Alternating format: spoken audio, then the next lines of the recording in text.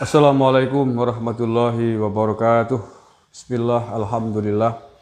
Wassalatu wassalamu ala rasulillah. La hawla wa la quwwata illa billah, amma ba'dah. Salam, Om Swastiastu, Namo Buddhaya, salam kebajikan, rahayu. Saudara-saudaraku sebangsa setanah air yang saya cintai, saya banggakan. Orang mungkin taunya dari 3 ustadz yang kemarin diringkus oleh Detasmen Khusus 88, hanya Ahmad Zain An-Najah yang merupakan anggota Komisi Fatwa MUI.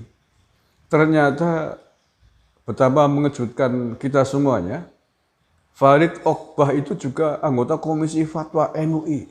Nah, ini mau membantah apalagi bahwa MUI memang dijadikan sarang oleh mereka untuk melancarkan visi misinya.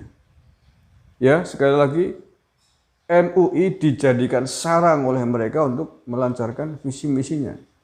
Kalau kata-kata bahwa MUI adalah sarang teroris, saya kurang sepakat. Karena di dalam MUI sendiri juga ada ulama-ulama lain termasuk dari NU. Tetapi bahwa mereka menjadikan MUI sebagai sarang, saya sepakat, lebih tepat kata-kata itu. Mengapa mereka sangat berani di MUI, lebih menonjol, lebih mendominasi suaranya? Karena memang mereka kompak dengan visi misinya itu, sangat kompak. Sementara yang lain cenderung ngalah dan tidak berdaya menghadapi mereka. Nah, oleh karena itulah jadi maklum kan, kalau dulu di zaman MUI ketuanya masih Kiai Ma'ruf Amin, muncullah kelompok yang namanya GNPF MUI itu, Gerakan Nasional Pengawal Fatwa MUI, yang diketuai oleh Bakhtiar Nasir, pentolan HTI, yang dulu juga menjadi pengurus MUI. Artinya apa? Bahwa mereka menjadikan MUI sebagai sarang itu sudah lama. Maka betapa pedenya mereka kemudian membuat gerakan bela MUI, bela ulama, gerakan pengawal fatwa MUI, karena mereka merasa yakin bisa menguasai MUI. Itu ketuanya masih ketua MUI dari Kiai NU aja bisa begitu. Coba bayangin kalau ketua MUI bukan dari NU, udah habis-habisan itu. Hari ini pun demikian. Ketua MUI, ketua umum MUI adalah Rais Am PBNU, Al-Mukarram Yai Miftahul Ahyar. Itu pun demikian. Yang mendominasi, yang mewarnai MUI pada statement-statement publik adalah wakil ketuanya, Anwar Abbas itu. Bayangin itu. Padahal dia hanya sebatas wakil ketua, tapi lebih mendominasi suaranya dengan kendel, dengan beraninya atas nama MUI, mengatasnamakan MUI. Bayangin seandainya kemudian pada saatnya nanti MUI tidak dipegang oleh ulama NU ketua umumnya. Lebih membabi buta. Nah, ini perkembangan terbarunya bahwa ternyata Farid Okbah itu juga anggota Dewan Komisi Fatwa MUI. Hanya bukan di MUI Pusat, tapi MUI Kota Bekasi. MUI Kota Bekasi. Kalau An-Najah itu siapa? Ahmad Zain An-Najah itu kan MUI Pusat. Artinya apa yang saya sampaikan kemarin, bahwa tidak menutup kemungkinan jaringan ini menguasai atau menempatkan orang-orangnya di MUI di level bawah, itu terbukti. Nah, oleh karena itulah sekali lagi saya termasuk yang mengatakan sepakat dan tidak berlebihan kalau MUI dibubarkan. Ya, saya sepakat itu. Karena fungsi-fungsi MUI kalau hanya sekedar fatwa halal haram itu bisa dilakukan oleh Kementerian Agama. Kementerian Agama bisa membuat tim ulama untuk melakukan tugas apa yang dilakukan oleh MUI selama ini. Apa susahnya, apa sulitnya gitu loh. Ini saya baca beritanya ya. Kecuali ulama-ulama lain, NU misalkan yang ada di MUI bisa mampu bersuara vokal, mengimbangi mereka dan mampu menekan, membuat sistem yang membuat mereka tidak boleh bersuara semena-mena. Nyatanya sampai hari ini yang bersuara keras ya orang-orang mereka terus kok. Makanya sekali lagi, bahwa mengapa hari ini mereka mempertahankan mati-matian bela MUI di tagarnya itu ya, dukung MUI. Itu karena hari ini wadah strategis yang masih dimiliki oleh mereka hanyalah MUI. Untuk menyuarakan atas nama ulama, hanya MUI hari ini yang mereka miliki. Di FPI sudah bubar, HTI sudah bubar. Hanya MUI yang bisa dijadikan alat untuk mereka bersuara atas nama ulama. Sekali lagi, mengatasnamakan ulamanya MUI. Walaupun ya satu orang mengurus MUI, dia akan memakai jaket, memakai label MUI itu di mana-mana. Itulah hebatnya mereka. Sebaliknya yang lain, sudah jadi pengurus MUI, pakai jaket MUI, udah tenang. Seolah-olah menjadi kebanggaan, tapi tanpa ada visi-misi yang jelas untuk menyuarakan moderasi, menahan mereka, menyangkal mereka, nggak pernah. Ya apa ada fungsionaris MUI pusat yang mengkoreksi, mengingatkan Anwar Abbas di media hari ini? Apakah kita pernah mendengar? Enggak ada.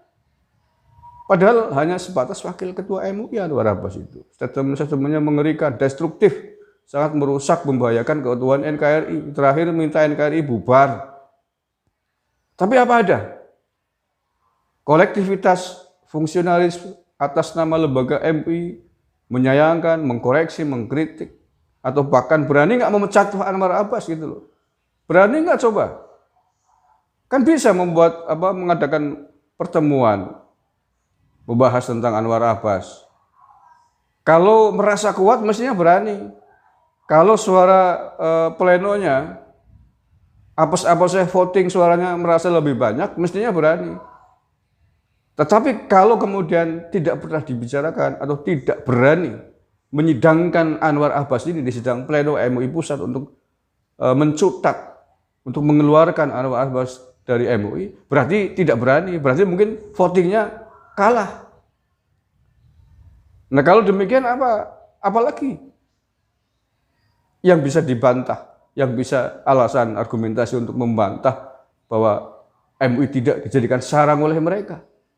Ya faktanya udah sekian lama ya, nggak pernah ada teguran buat Anwar Abbas dari lembaga MUI secara resmi. Baik yang dari ulama NU maupun yang lain yang sekarang duduk di MUI, nggak pernah ada. Artinya bahwa mereka nggak berani, nggak punya kekuatan untuk melawan mereka.